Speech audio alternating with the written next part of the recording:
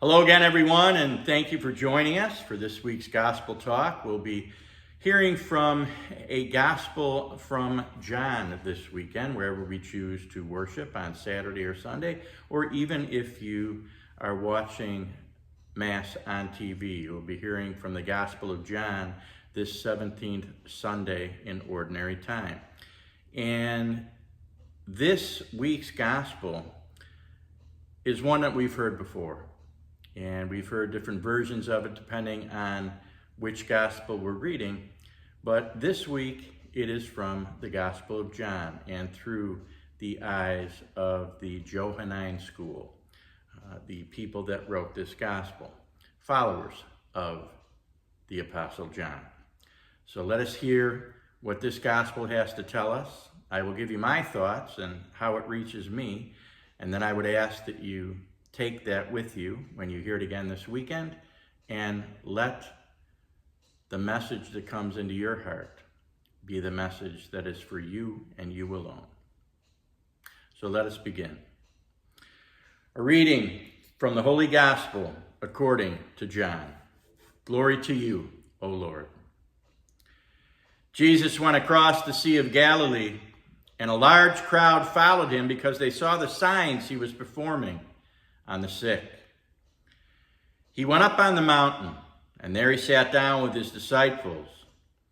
The Jewish feast of Passover was near, and when Jesus raised his eyes and saw that a large crowd was coming to him, he said to Philip, "Where can we buy enough food for them to eat?"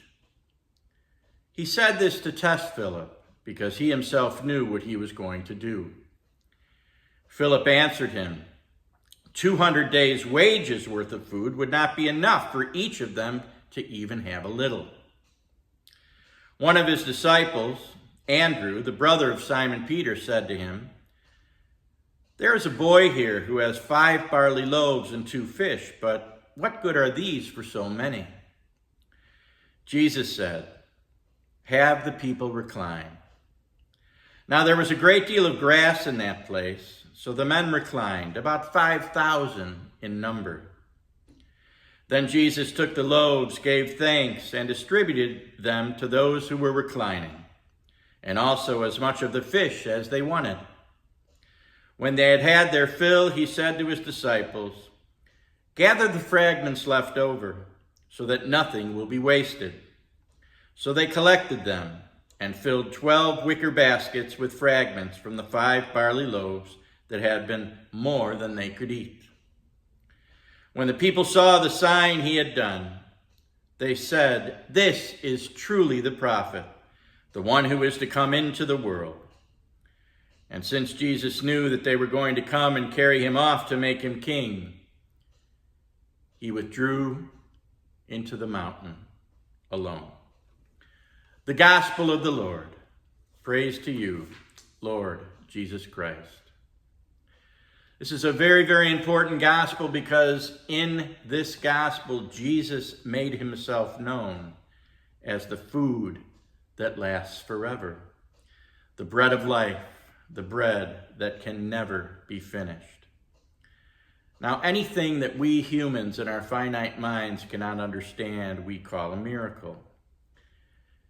And when things aren't going well in our life, if we have needs, if we're afraid of something, if times are difficult, we find ourselves praying, and we sometimes may even ask for a miracle to occur, for Jesus, for God the Father to intervene and help us through whatever we're going through, help us carry our own crosses, much like Jesus did.